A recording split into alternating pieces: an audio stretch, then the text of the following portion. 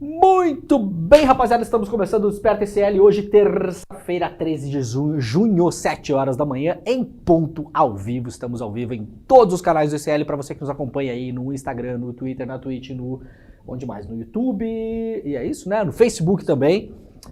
Nos canais do Eduardo Moreira, nos canais do ICL, bem-vindos, todo mundo que está chegando aí, bem-vindo, bem-vinda, bem-vindos, bem-vindo todo mundo.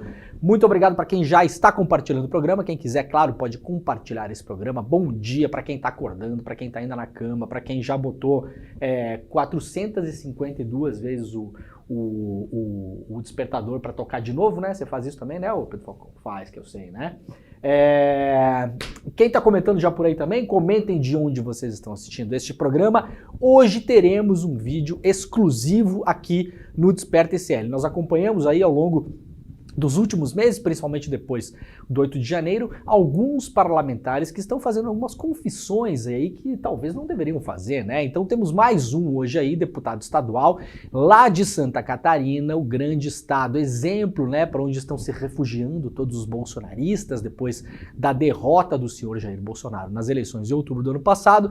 Temos aí um deputado estadual, mais um que está confrontando abertamente o STF e decisões do STF. A gente vai colocar daqui a pouquinho colocaremos, a gente vai esperar um pouquinho as pessoas chegarem, né? As pessoas vão chegando aos poucos no programa.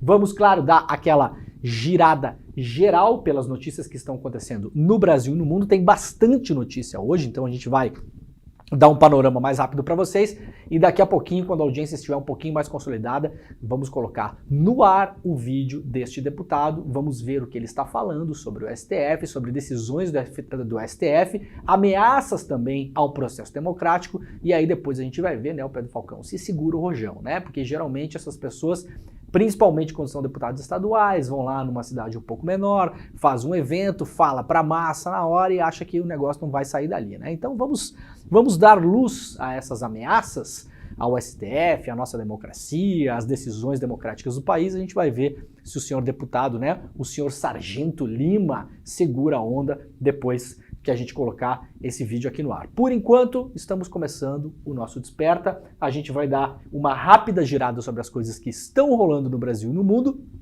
E daqui a pouquinho a gente coloca o vídeo para vocês aí. Tem bastante notícia, tá? Então quem puder, por gentileza, deixa o seu like, inscreva-se no canal se você puder também e principalmente pega o link aí no botãozinho de compartilhar e manda o link para os seus contatos e para as pessoas, porque você sabe, o Desperta ICL é um programa que vai ao ar todos os dias às 7 horas da manhã, horário de Brasília, ao vivo, para você ficar mais bem informado e mais esperto. Tá frio, né, ô Pedro Falcão? Frio pra caramba, né? Um calorzinho, né? O Pedro Falcão não gosta de frio. Eu gosto. Mas hoje tá 3 graus, tá um pouquinho demais, né? Podia ser 5, assim, até 5. De 5 a 10 tá bom. Aí baixou de 5, acho que já fica um pouquinho, né? Dá uma cansada na pessoa, né? Vamos lá então, gente. Vamos lá então, ó.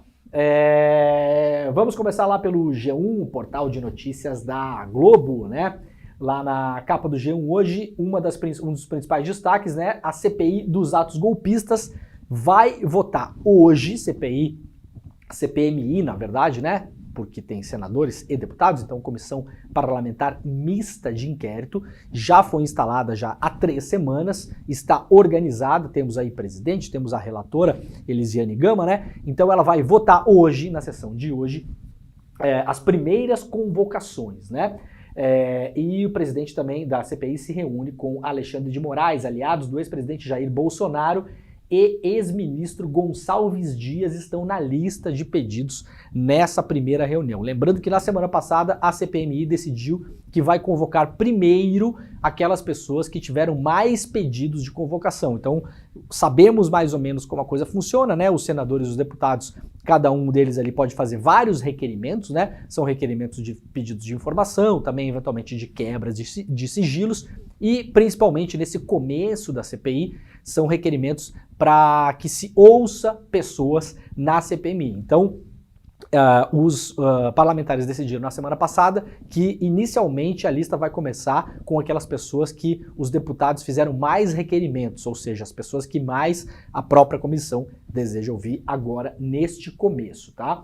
À tarde, o deputado Arthur Maia, que é o presidente da CPI, quer discutir compartilhamento de informações com o ministro Alexandre de Moraes. Por quê? Porque o STF, claro, está titular lá desse processo que investiga, são, na verdade, 2 investigações que estão a cargo da Polícia Federal, que investigam as pessoas que fizeram a invasão do 8 de janeiro, isso é uma investigação, e outra investigação que está investigando os mandantes e financiadores, né? Então, uma investigação às pessoas que materialmente foram para Brasília para promover o quebra-quebra e a tentativa lá de golpe de Estado. Vamos lembrar que é uma tentativa de golpe de Estado. Por quê? Porque o objetivo das pessoas, como eu sempre falo aqui, não era tomar banho no espelho d'água e nem quebrar o relógio do Dom João, mas evitar que o Lula tomasse posse de fato do governo e manter o Bolsonaro no poder. Esse era o objetivo das pessoas, o que, claro, caracteriza aí crimes que estão previstos no nosso Código Penal, que falam sobre a tentativa, né, resumindo, uma tentativa de golpe de Estado, de reversão ou de, na verdade, subversão da ordem democrática de direito. E a outra investigação trata dos possíveis financiadores, incentivadores e organizadores dessa tentativa de golpe de Estado. A CPI vai querer o quê? Que o STF, com as informações que já detém, que foram apurados pela Polícia Federal, que estão a cargo também do Ministério Público Federal, através da PGR, possa compartilhar informações com a CPI. Claro, porque já tem uma investigação em andamento, a CPI não precisa começar a investigar do zero, né? Então pode eventualmente receber do STF esse compartilhamento de informações, tá bom? A CPI dos atos golpistas se reúne nessa terça-feira para votar os primeiros pedidos de convocação e convite para depoimento. Também está prevista a análise de requerimentos para compartilhar informações sobre os ataques do 8 de janeiro em Brasília.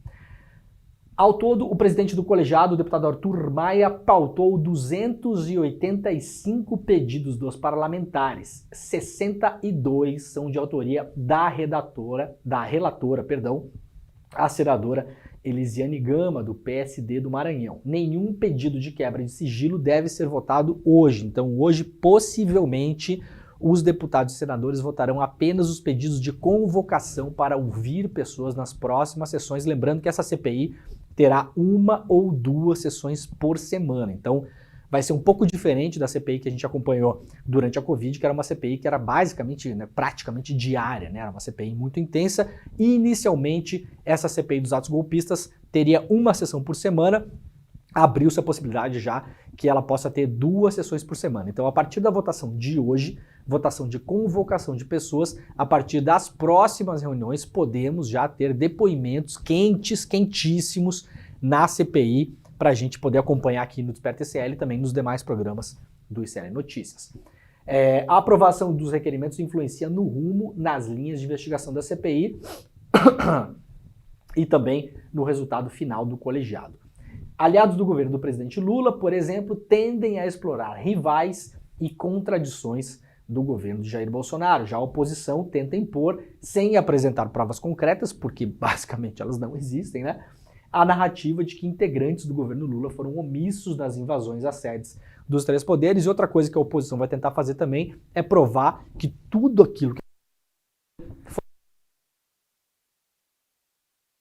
que do Che Guevara, sei lá eu de quem, né, do Nelson Mandela, sei lá o que eles vão tentar fazer ali, né? Essa tese não deve prosperar muito, até porque a imensa maioria dos senadores e deputados que estão ali não vão embarcar nessa onda furada, né? Na lista de possíveis pedidos de convocação para depoimento estão previstas análises de nomes que atendem aos 2 lados. Então isso aqui tem uma lista dos principais nomes que a CPI deve hoje possivelmente aprovar a convocação. Lembrando que a maioria dessas pessoas será convidada, não tem nesse primeiro momento a obrigação de aparecer, mas a CPI pode sim obrigar pessoas a aparecerem lá, porque lembremos, CPI tem poderes provisórios, né, temporários de polícia, né, inclusive para quebra de sigilos, por exemplo, tá? Então, o tom da CPI é um pouco esse. Então, vamos lembrar rapidamente quem é que pode aparecer na CPI nas próximas semanas. Anderson Torres, nosso já conhecido ex-secretário de Segurança Pública do DF e ministro de Justiça do Bolsonaro, o homem da minuta do golpe, que até ontem, né, estava preso. Mauro Cid, ex-ajudante de ordens de Jair Bolsonaro, o homem do celular que tem vazado várias coisas por aí, mostrando que havia também uma intenção de organização de golpe de Estado entre os militares que cercavam o Bolsonaro, lembrando que isso aqui ainda não chegou diretamente no ex-presidente, né?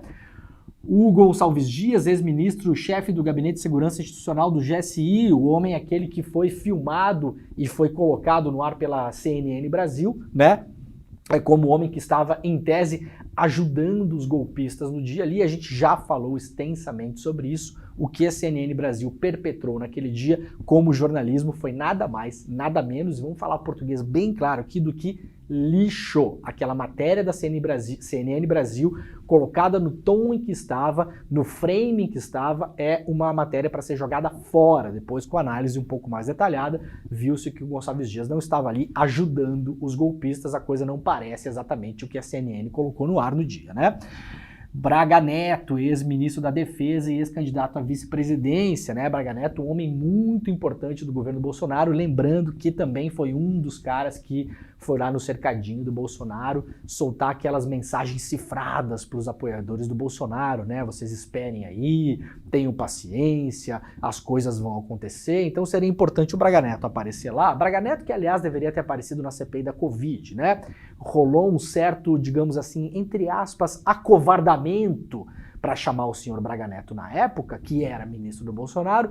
Agora que já perdeu o cargo, que está um pouco menos blindado, talvez seja obrigado a aparecer na CPI dos atos golpistas e explicar, na verdade, o que é que estava tentando passar como mensagem cifrada para os apoiadores do senhor Bolsonaro. Fábio Augusto Vieira, ex-comandante da Polícia Militar do Distrito Federal, esse homem aqui já foi ouvido na CPI dos atos golpistas que acontece no Distrito Federal. Temos uma CPI rolando lá, já está bastante avançada, e foi uma das pessoas que falou que tentou desmantelar os acampamentos golpistas na frente do quartel-general do Exército em Brasília e foi impedido pelo próprio Exército.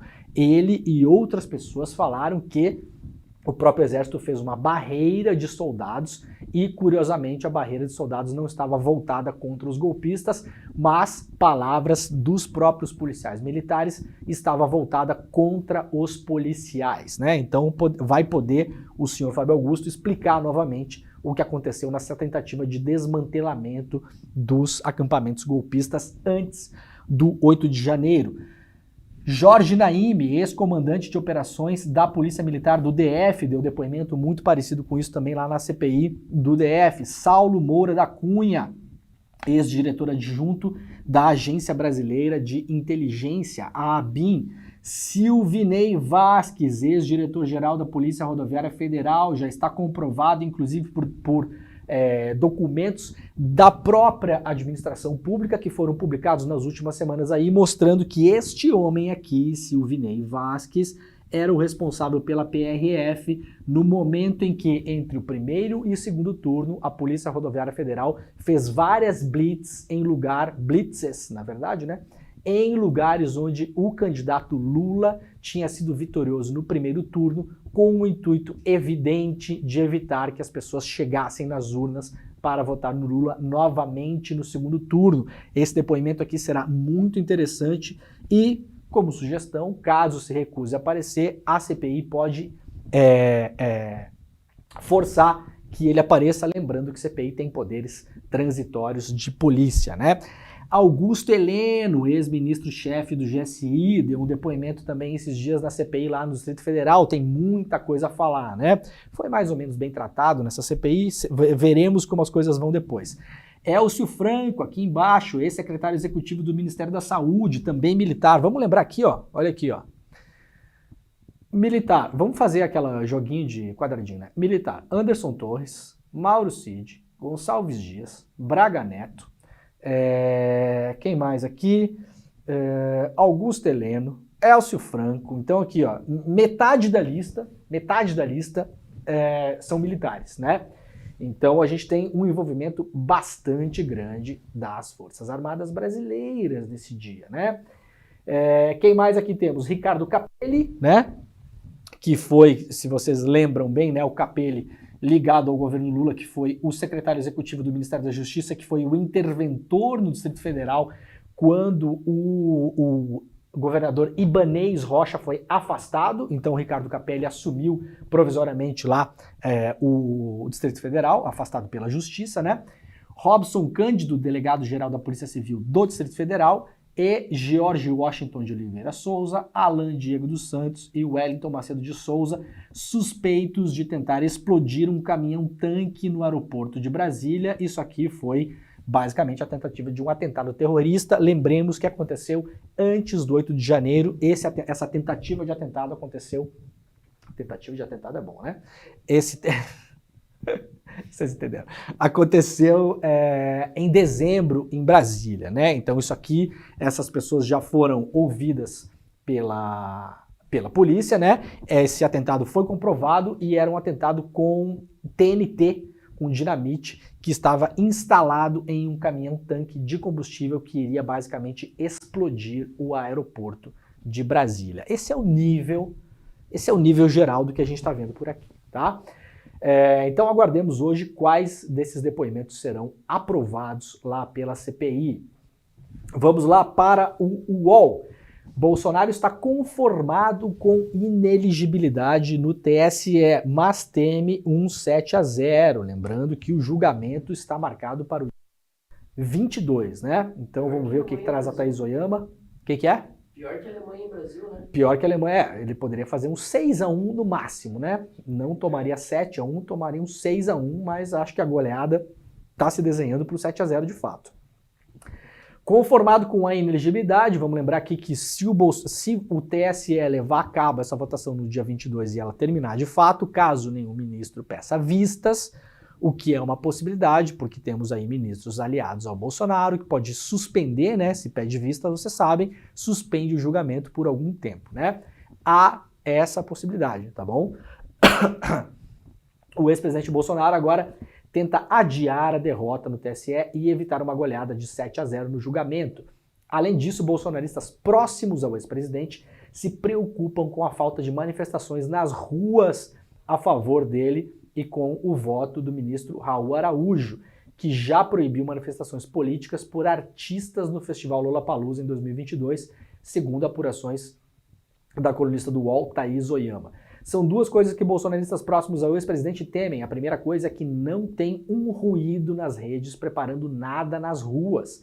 Então, muito provavelmente, não haverá no dia 22, dia do julgamento no tribunal, nenhuma manifestação em favor de Bolsonaro e contra a possibilidade que o ex-presidente fique fora das urnas nas próximas eleições. Na verdade, é possível que o Bolsonaro perca o direito de participar de eleições por 8 anos, tá? É isso que está em pauta por enquanto. O outro receio são os votos de dois ministros, Raul Araújo, que sempre votou muito alinhado ao bolsonarismo, e Cássio Nunes, que foi indicado pelo ex-presidente Jair Bolsonaro e sempre foi alinhado a ele. Bolsonaro está preocupado com o fato de Cássio Nunes não atender telefonemas de seus interlocutores, já que a não nomeação do desembargador Ney Belo para o STJ causou ruídos entre eles dois e o ministro Gilmar Mendes, que queria a indicação do magistrado. Bolsonaro ganhou um inimigo, diz aqui a Thaís Oyama, né? Isso aqui lembrando que estamos falando de bastidores, tá, gente? Porque Gilmar Mendes ficou muito bravo, já que a indicação dele não foi respeitada. Bolsonaro ganhou um inimigo na pessoa de Gilmar Mendes. Então, Bolsonaro colocou essa inimizade conquistada na conta de Cássio Nunes. E os dois ficaram muito abalados. E agora parece que piorou, porque Cássio Nunes não está atendendo telefonemas de interlocutores do Bolsonaro. Aparentemente, todo mundo solta a mão de todo mundo, né, o Pedro Falcão? A gente vai seguir acompanhando isso aqui. A votação hoje é 13, né? Então 22 só semana que vem, né, o Pedrinho? Semana que vem, daqui a exatos 9 dias. Então, acompanharemos. Vai ser quarta-feira da semana que vem, é isso? Tô falando bobagem? Quarta-feira da semana que vem. Isso. Então, quarta-feira será a votação. Quinta? Quinta-feira da semana que vem será a votação. E aí a gente dá o seguimento à notícia na sexta-feira de manhã aqui no Desperta. Mas, claro, vocês vão poder acompanhar também a quinta-feira o dia todo nos canais do ICL, porque a gente Tem programa, vocês sabem, né? Das 8 até as 10h30 da manhã e depois das 6 da tarde até as 8 horas da noite. Então, possivelmente ensanduichado entre os dois programas, a votação acontece no TSE. Caso ela não for pausada e caso termine naquele dia, teremos uma definição já no dia 22. Há a possibilidade dos votos também estenderem e a votação terminar no dia 22, podendo terminar no dia 23 ou até na semana que vem. Na outra semana, no caso, né? Na semana sequente. Muito bem, muito bem. Notícia importante para a gente começar o dia aqui, né? Começar o dia com um pouco de alívio. Justiça condena ex-delegado do DOPS por ocultação de cadáver na ditadura. Procuradoria moveu ação pelo desaparecimento de 12 militantes.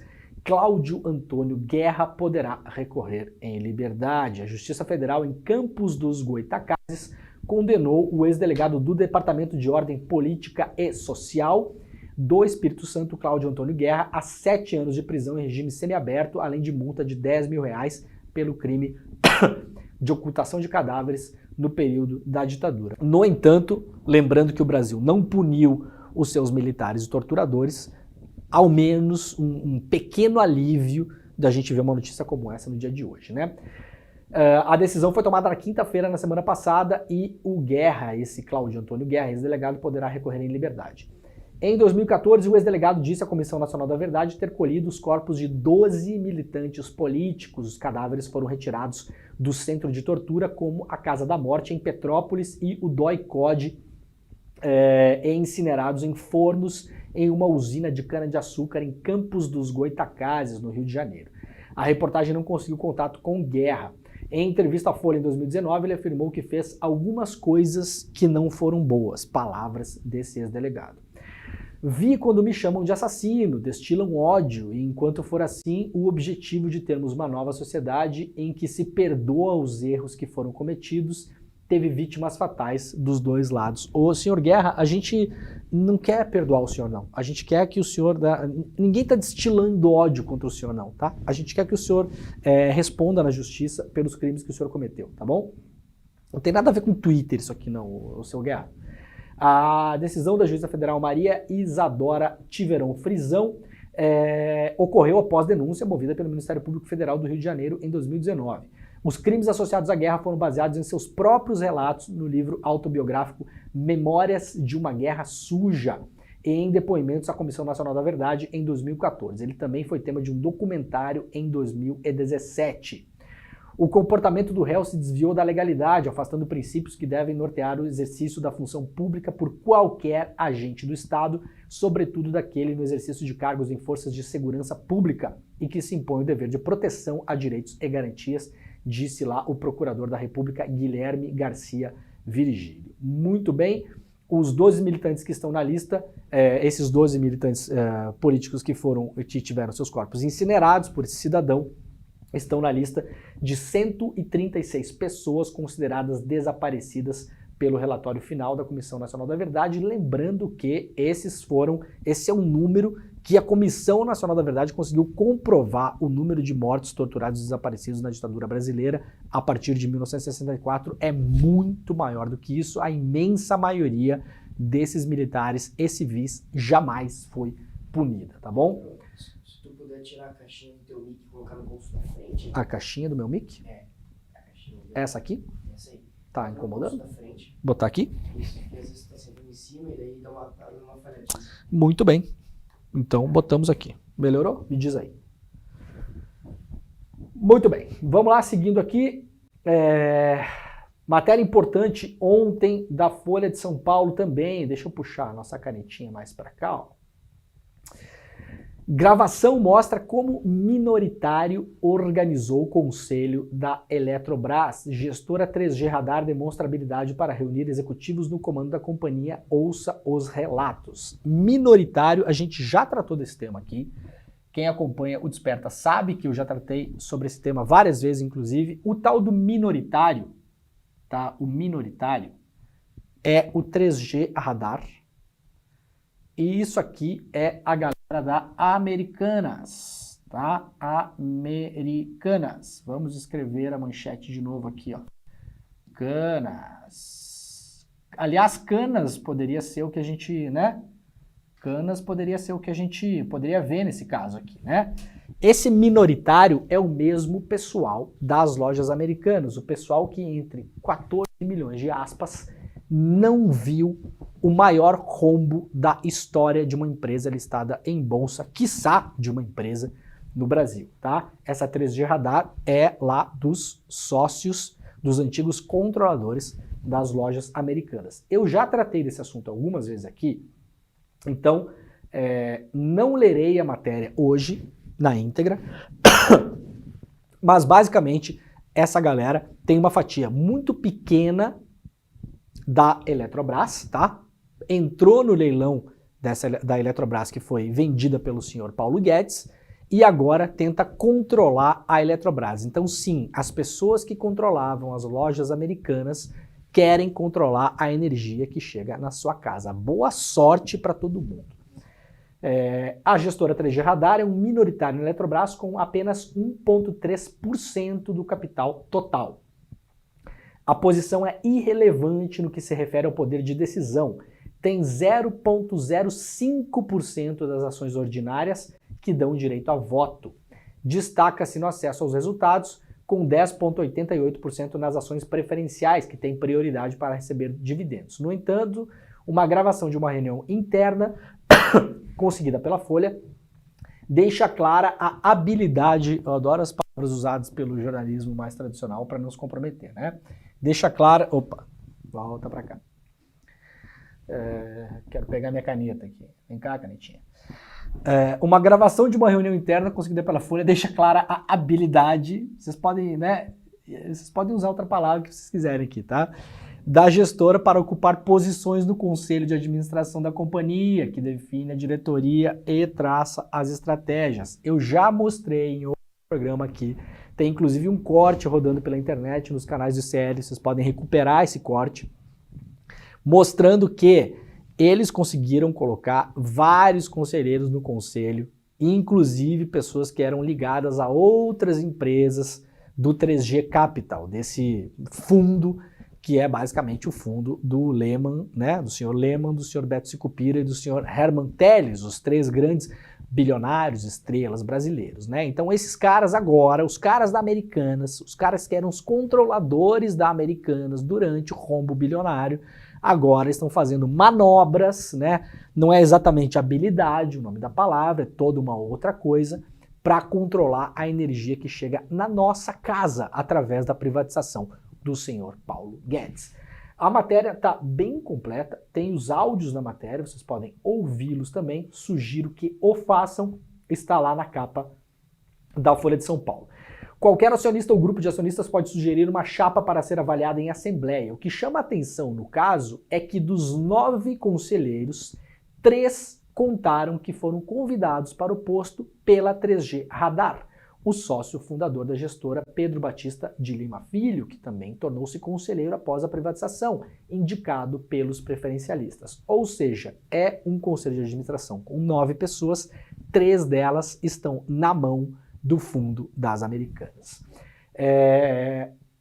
Para quem quiser ler a matéria, portanto está na capa da Folha, se não estiver mais na capa, o título é Gravação mostra como minoritário organizou o conselho da Eletrobras.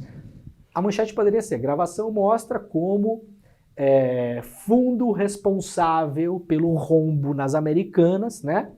Ficaria melhor do que minoritário, né? Minoritário até parece uma coisa que é assim, ó, coisa, um minoritário, um Zé Ninguém, né?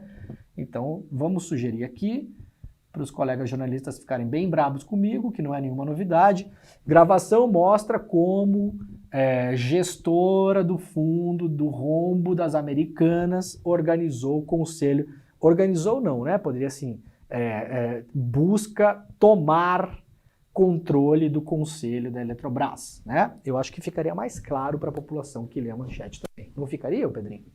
Você está escrevendo a matéria toda no título, né? Tem isso também, né? Tem que manter um mistério, né? Mas acho que as pessoas não têm mais tempo de ler as matérias todas, por isso, inclusive, que elas acompanham este programa aqui. Então, eu teria feito uma manchete diferente. Mas é assim, né? Vida que segue.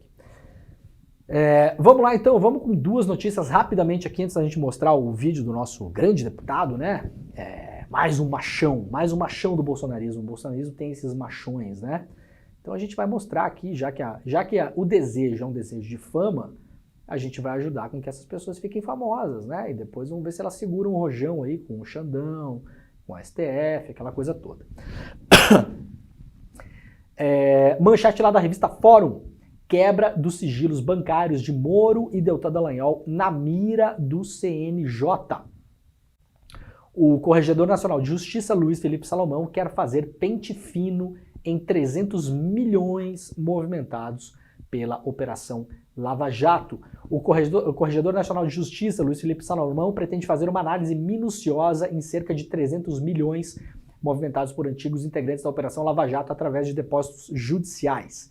O pente fino se dará no âmbito da correição extraordinária na 13ª Vara Federal de Curitiba. A 13ª Vara, vamos lembrar, a vara da Lava Jato, tocada pelo juiz Sérgio Moro e hoje tocada pela Gabriela Hart, aliada do senhor Moro, né? Essa análise das movimentações financeiras pode ensejar, inclusive, a quebra de sigilos bancários, não só de Moro, como de procuradores e ex-procuradores, como o deputado cassado Deltan Dallagnol. Salomão viaja ainda esta semana para Curitiba para acompanhar os trabalhos de investigação pessoalmente. O corregedor, além da análise dos 300 milhões, quer avaliar os acordos de cooperação internacional e a forma como foram conduzidas as delações premiadas durante a Operação Lava Jato. Temos várias coisas que já foram faladas, já foram dadas sobre as delações e os acordos. Lembrando rapidamente, os problemas das delações. Várias pessoas têm aparecido ao longo dos últimos tempos falando duas coisas. Primeiro, eu era forçado a dizer coisas que não necessariamente aconteceram, então muita gente voltou atrás em relação a delações, inclusive o empresário Léo Pinheiro, que é a delação central que levou o Lula à prisão, né? O Léo Pinheiro voltou atrás em sua delação, desdizendo coisas que tinha dito, e entre outros, falaram que foram forçados a falar coisas, porque senão tinha ameaça de ficarem mais tempo presos, de perderem capital e de verem, inclusive, membros de suas próprias famílias serem perseguidos pela Lava Jato. Essas denúncias estão acontecendo há muito tempo. Outro problema, as cooperações internacionais. Há diversos indícios de falhas e ilegalidades nessas cooperações. Um exemplo, Deltan Dallagnol trouxe da Suíça um pendrive com informações sobre a empresa Odebrecht. Qual o problema? Essa transferência de informações só seria autorizada pela Justiça brasileira e suíça um ano depois. Então essas informações foram trazidas a priori de modo ilegal para o Brasil, tá? Gente, tem um mundo de coisas para se olhar nisso. Já falei isso ontem, inclusive, deixando-se de lado a questão do telefonema do juiz Eduardo Apio, se foi ele que fez o tal do telefonema para o genro do Moro, para o sócio do Moro ou não, deixando de lado essa questão, que ainda é uma questão que está em investigação, está em aberta, e por isso o juiz está afastado da vara. O juiz Eduardo Apio vinha fazendo um trabalho bastante importante de revisão e faxina nas decisões da 13ª Vara. Então agora, como ele não está mais lá, o corregedor, o Salomão, né? Luiz Felipe Salomão assumiu a titularidade dessa investigação sobre a investigação. Veremos o que é que sai disso nos próximos tempos. A Fórum também repercute aqui as entrevistas que o Tony Garcia, que é um ex-colaborador da Lava Jato, deu para a revista Veja, primeiramente, e depois para o portal 247, né? A nova prova de Tony Garcia que pode levar Dallagnol à prisão, intitula aqui a revista Fórum. Empresário que se apresenta como agente infiltrado da Lava Jato faz novas revelações que comprometem o ex-procurador e deputado cassado. O empresário e ex-deputado estadual Tony Garcia, que vem fazendo graves acusações contra antigos integrantes da Operação Lava Jato, divulgou nesta segunda-feira, portanto ontem, mais um documento que, segundo ele, deveria ensejar prisão preventiva do ex-procurador e ex-deputado Deltan Dallagnol. Aqui só vamos com um pouco de calma, porque tudo isso quem está falando é o Tony Garcia, tá? Então, não há indícios, por enquanto, de que isso vai ensejar a prisão do Dallagnol. Isso aqui é um desejo do Tony Garcia, que, lembremos, é um cara que já foi aliado da Lava Jato, colaborou com a Lava Jato, grampeou pessoas a pedido da Lava Jato e hoje se volta contra a Lava Jato. Esse caso todo a ser esclarecido ainda, tá, gente? Eu sou muito cauteloso em relação a esse caso, porque trata-se de um personagem, vamos usar uma palavra que seria usada num jornal mais tradicional, complicado, no mínimo, tá? Mas sou totalmente favorável que as acusações que ele vem fazendo contra o Deltan Dallagnol e o Sérgio Moro sejam apuradas, né? De fato apuradas e comprovadas ou não, isso não sabemos, veremos. Nos últimos dias, Garcia afirmou em entrevistas que atuou como uma espécie de agente infiltrado da Lava Jato e que foi coagido a realizar, a mando do ex-juiz e atual senador Sérgio Moro, uma série de atividades ilegais, como instalar escutas clandestinas em celas de presos da operação e instigá-los a dar declarações que incriminassem o presidente Lula, o PT e pessoas ligadas a ambos. Lembrando, essas acusações do Tony Garcia não são novidade no âmbito da Lava Jato. Outros delatores e candidatos a delatores vêm falando a mesma coisa há muito tempo. Se Tony Garcia fala a verdade ou não, não sabemos. Eu não sei e ninguém sabe, na verdade. A gente tem que esperar porque, por enquanto, provas de fato, ainda não apareceram, por isso a importância que ele seja ouvido em juízo, né? Então tá fazendo acusações, que seja ouvido em juízo e possa provar o que está falando. Esta prova documental da ilegalidade, o empresário divulgou uma sentença de Moro em que o ex-juiz fazia elogios a ele e confirma que o ex-deputado participou de diligências destinadas a colher provas. Agora, Tony Garcia apresenta um novo documento que daria conta de métodos intimidatórios de Dallagnol contra ele. Trata-se de um ofício assinado pelo ex-procurador em que solicita cópia da base de dados de acesso à portaria de um prédio do Ministério Público Federal em Curitiba. E aí, aqui, a revista Fórum reproduz um tweet do Tony Garcia com esse tal documento aqui também marcado como urgente.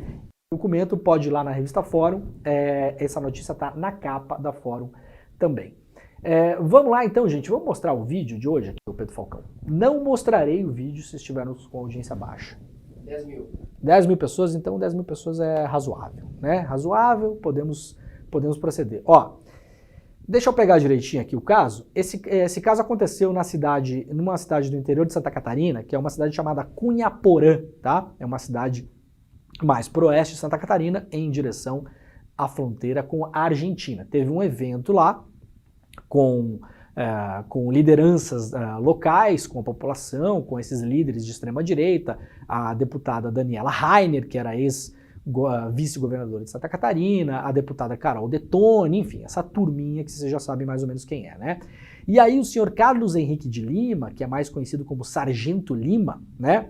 É um policial militar, ex-policial militar, na verdade, que foi eleito lá em 2018, na onda do bolsonarismo, pelo PSL, e foi reeleito esse ano de novo também na onda do bolsonarismo pelo PL. Então o Bolsonaro trocou de partido, ele trocou junto, é uma cria, né, da onda bolsonarista de extrema-direita. Ele participou desse evento e fez a seguinte fala em relação a possíveis decisões que o STF possa tomar em relação a vários casos, mas também em relação ao marco temporal e aos presos do 8 de janeiro na tentativa de golpe de Estado. Vamos ouvir e ver o vídeo e depois a gente volta para comentar. Vai lá. Porque metade daquelas 1000 pessoas que foram presas lá em Brasília, 500 era de Santa Catarina. Desse estado pequenininho de 1%. Quase 40% daqueles que ainda estão presos são meus amigos, são meus irmãos, são pessoas que andaram junto comigo aqui no estado de Santa Catarina. E nós colocamos lá mais de 5.000 pessoas em Brasília.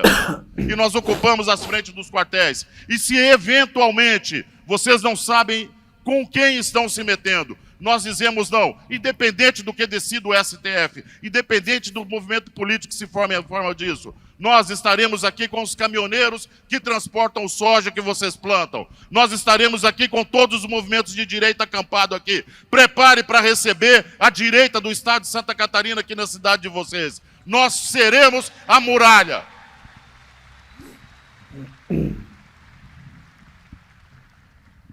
Acabou, não existe negociação. Então se prepare, inclusive para o confronto. Muito bem, várias coisas nesse vídeo, né? Primeira coisa, um desafio claro ao Supremo Tribunal Federal, né? Segunda coisa, dizendo que não cumprirá decisões do Supremo Tribunal Federal. Segunda coisa, nós ocupamos as frentes dos quartéis. Então o senhor deputado estadual Sargento Lima, lá de Santa Catarina, pode se explicar ao STF agora quem são os nós que ocuparam as frentes dos quartéis, né? Ele participou dessa intentona, o que é que fez o Sargento Lima lá? Terceira coisa importante, se preparem para o confronto. Qual tipo de confronto o senhor Sargento Lima está oferecendo ao Supremo Tribunal Federal? Está dizendo que não cumprirá as ordens do Supremo Tribunal Federal? Que tipo de confronto será? Nesse vídeo, que é um vídeo um pouco mais longo, ele fala em fazer uma muralha em Santa Catarina, né? Em fazer uma espécie de barricadas da extrema-direita, né? Então, como nós já vimos com outros deputados, no passado, que se colocaram como organizadores, incentivadores, financiadores dos atos golpistas, temos aqui um deputado estadual, o senhor Sargento Lima, dizendo que nós ocupamos as frentes dos quartéis, né?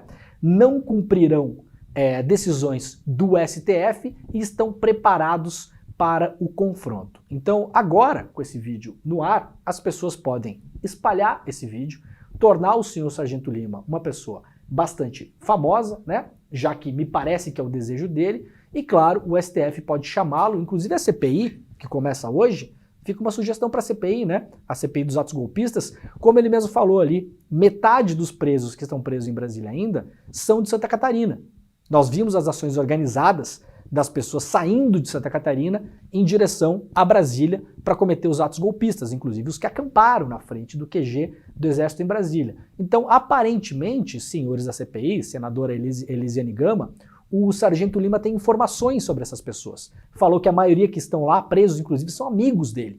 Então, sugiro, né, que nas próximas reuniões da CPI, a CPI paute a convocação desse deputado estadual para que ele possa lá explicar quem são os amigos dele que estão lá presos, quem ocuparam a frente dos quartéis, ele incentivou, financiou, levou pessoas até lá, que tipo de decisão do STF ele não vai cumprir, né? E como se arroga o direito de não cumprir essa decisão, e que tipo de confronto ele pretende fazer caso essas decisões do STF chegarem até o estado de Santa Catarina. Esse é o deputado Sargento Lima, agora já mais famoso, bastante famoso, como eu imagino que ele gostaria de ser. A gente vai fazer um corte sobre isso, imagino, né? Então, fiquem ligados nas redes sociais do ICL, que o corte daqui a pouquinho vai andar por aí, tá bom? Que mais? Vamos seguir aqui. Vamos ver onde paramos. Aqui, sim. Notícia importante de hoje, Lula autoriza troca no turismo e substituição de ministra pode ocorrer já na terça-feira. O presidente Lula já autorizou a troca da ministra do turismo, Daniela Carneiro, do União Brasil. A substituição pode ser anunciada já hoje, terça-feira. O governo tem dito que ainda não há definição, mas fontes do Palácio do Planalto afirmaram ao blog, ali é o blog da Ana Flor, né, que Lula já decidiu substituir Daniela Carneiro. Lula também já teria comunicado a decisão a um aliado do Congresso.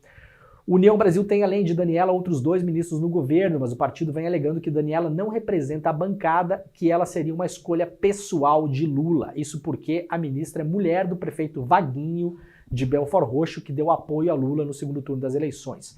Para entregar votos para o governo na Câmara, o União tem pedido a substituição da ministra, até porque o prefeito Vaguinho mudou recentemente para o Partido Republicano. Os republicanos, eu gosto sempre de lembrar, o Partido da Igreja Universal. A previsão é que Daniela faça o mesmo e saia do União Brasil para o Republicanos. Já lá no UOL, o Thales Faria coloca aqui uma manchete, publica uma manchete, dizendo quem será o substituto possível da ministra. Deputado Celso Sabino, do União Brasil, será o novo ministro do Turismo. O presidente Lula comunicou aos assessores que aceitou a indicação do deputado Celso Sabino para o comando do Ministério do Turismo. Sabino foi escolhido pela bancada do seu partido na Câmara para o lugar da atual ministra. Daniela Carneiro, que vinha ocupando o posto como um dos 3 representantes da sigla no primeiro escalão do governo. Daniela é mulher do Vaguinho, como já falamos aqui. O Vaguinho deixou a União Brasil, foi para os Republicanos, ela deve fazer o mesmo.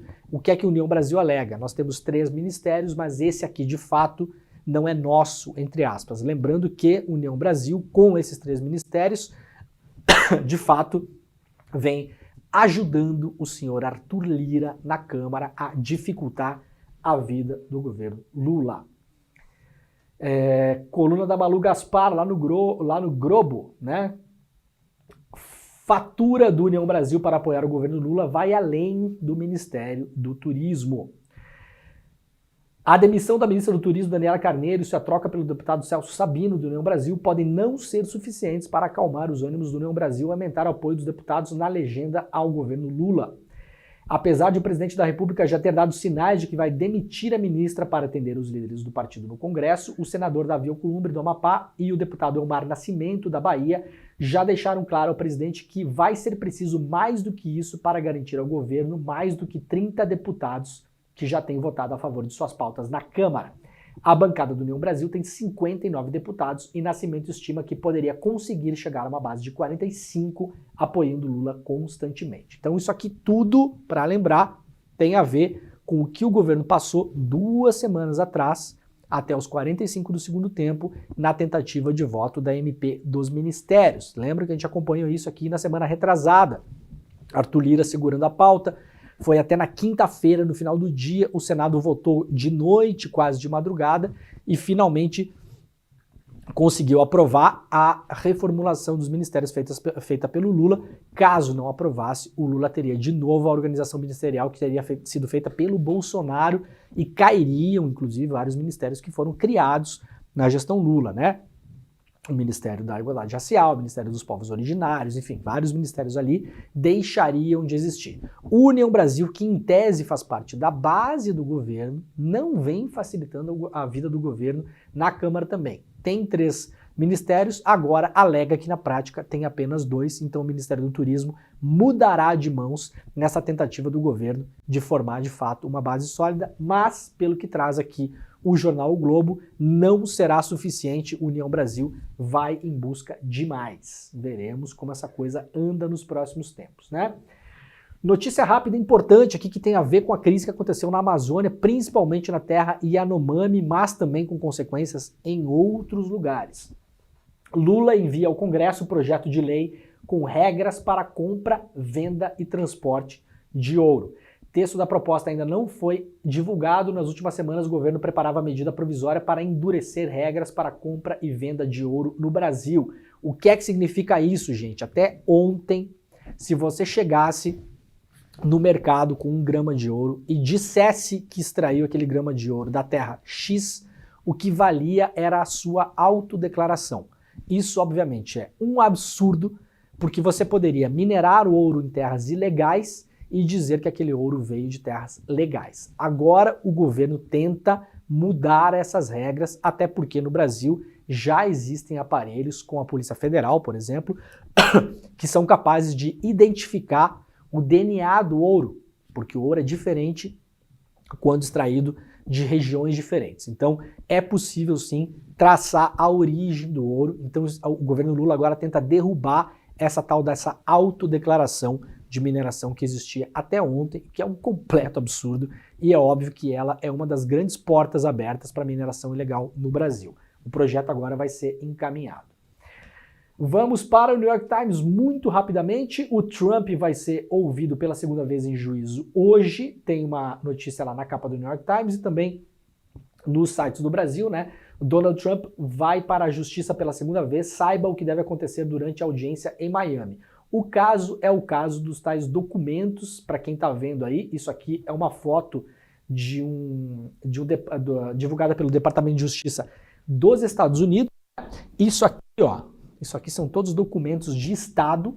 Essas caixas estavam no banheiro de um resort do Trump na Flórida. Essas caixas aqui, ó, segundo a denúncia, elas guardam material sigiloso e secreto dos Estados Unidos em relação ao programa nuclear dos Estados Unidos, em relação a possíveis ameaças de ataque aos Estados Unidos e a aliados, e também em relação a como os Estados Unidos podem reagir em relação a um ataque militar que aconteça no seu próprio território. O Trump Então, roubou esses documentos confidenciais dos Estados Unidos, durante muito tempo mentiu para a justiça que não tinha levado esses materiais para casa, e aí, em cima de uma investigação, encontraram essas caixas de documentos todas em um banheiro. Vocês podem ver aqui, né? Tá aqui o vaso, ó, aqui a pia, ó, aqui o espelho, ó, armazenadas em um banheiro no resort do Trump, lá na Flórida, e é sobre isso que ele será ouvido hoje lá nos Estados Unidos. As capas dos jornais italianos aqui também, só para a gente ver que segue, claro, né, a repercussão em relação à morte do ex-premier Silvio Berlusconi, que demos ontem, né, um dos primeiros veículos a dar no Brasil, né, porque cedo de manhã já estávamos repercutindo a notícia ontem aqui.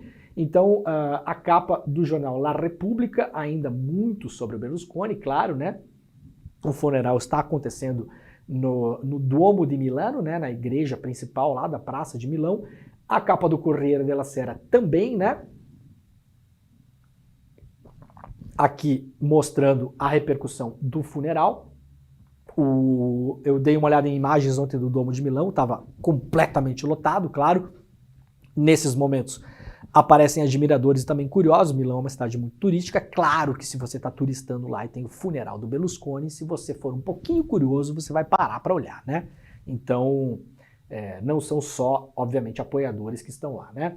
E a capa do jornal também, La Stampa, o jornal, um dos 3 principais jornais da Itália, editado na cidade de Torino, também repercutindo aqui a morte do Berlusconi, uma foto aí com várias flores e a bandeira do Forza Italia, o primeiro partido fundado pelo Berlusconi, depois da Operação Mãos Limpas, que foi a Lava Jato italiana, que acabou destruindo o sistema político italiano, destruindo os partidos tradicionais, o que acabou com o que se chama de Primeira República Italiana. Então o Berlusconi é a figura máxima, o grande expoente, né, dessa Segunda República Italiana, mais ou menos o que aconteceu no Brasil com a Lava Jato e a ascensão do bolsonarismo. Tem uma correlação muito próxima, tá? Até porque a Lava Jato se inspirou muito na Operação Mãos Limpas. Quem diz isso não sou eu, quem diz isso é o senhor Sérgio Moro, falou isso inclusive em artigos acadêmicos. Sim, Pedro Falcão, o Sérgio Moro conseguiu escrever um artigo acadêmico. Eu não li,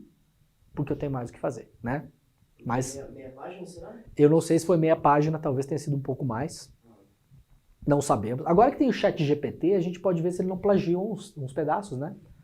É uma ideia, né? Vou deixar essa ideia para o nosso público aí.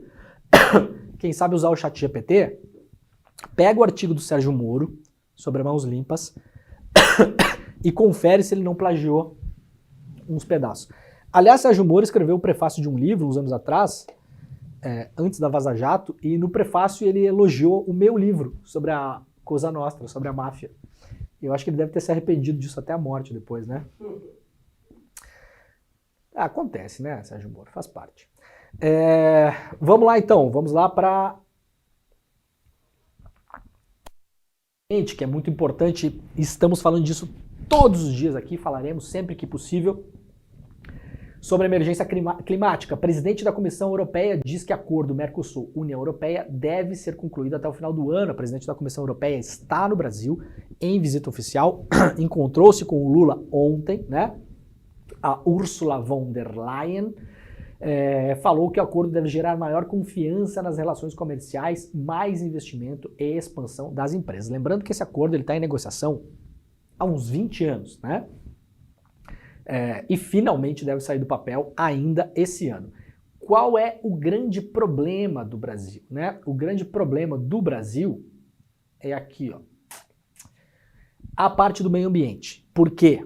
Porque tem um problema real e tem um problema que os europeus, obviamente, vão usar, como usam os americanos, como usam os chineses, como usam todos, para pressionar o Brasil e possivelmente aplicar sanções, tá? Primeira coisa, o Brasil tem uma questão com o meio ambiente, né? Nós tivemos aí durante os anos Bolsonaro desmatamento absurdo. Vimos ontem no programa aqui, inclusive, né? O que foi desmatado no Brasil em 2022 equivale a 1,5 estado do Rio de Janeiro. Esse é o tamanho da área desmatada. 12 cidades de São Paulo nós perdemos no ano passado de Cerrado, Mata Atlântica, Floresta Amazônica, Pampa Gaúcho, né? Vários biomas que foram sendo comidos aí pela sanha bolsonarista. Principal responsável por isso, mais de 95%, agropecuária. Locais onde a floresta fica mais em pé, terras indígenas. Apenas 1,5% de desmatamento em terras indígenas, tá? Qual que é a grande questão, né? Os franceses insistem, por exemplo, em relação ao acordo com a União Europeia, que o acordo não deve ser implementado sem garantias do Brasil. O grande problema é que se o Brasil dá essas garantias e não cumpre, pode sofrer sanções, tá? Isso, de todo modo, gente, já pode acontecer já agora, porque a União Europeia já aprovou no ano passado várias normativas que, por exemplo, não se pode mais comprar produtos que vêm de área de desmatamento. Essas sanções já podem ser aplicadas contra o Brasil. Então, para além da pressão comercial, que obviamente os europeus vão exercer sobre o Brasil e sobre a América Latina como um todo, o Brasil tem um problema grande para os próximos tempos, não só com os europeus. Olha aqui, ó, muito rapidamente uma curiosidade para o final do nosso programa, tá? Na capa do China Daily, por exemplo, hoje, tem uma notícia mostrando como a colheita do trigo na China está sendo bem sucedida. Por que que isso é importante? Aqui não está dito, mas isso é importante por quê? Porque a China não é de hoje, tá? Ela vem eliminando vários defensivos agrícolas. Para quê? Para não sofrer sanções da União Europeia. No Brasil, por exemplo, vários são permitidos e não são mais permitidos na União Europeia, ou são restritos lá. Então a gente pode sofrer sanções por causa disso. E a China vem também, já há um bom tempo, tentando se tornar autossuficiente em vários grãos, entre eles trigo e milho, e também aumentando a sua área de plantação de soja. Então o Brasil, em muito pouco tempo, pode ficar inclusive sem a possibilidade desse comércio que a gente faz com a China, que hoje é mais ou menos obrigatório, porque a China precisa da soja brasileira, por exemplo. Talvez no futuro próximo deixará de precisar tanto assim e vai poder comprar menos, porque está tentando aumentar a sua área agricultável já há um bom tempo. Notícia lá da Forbes, por exemplo, desse ano.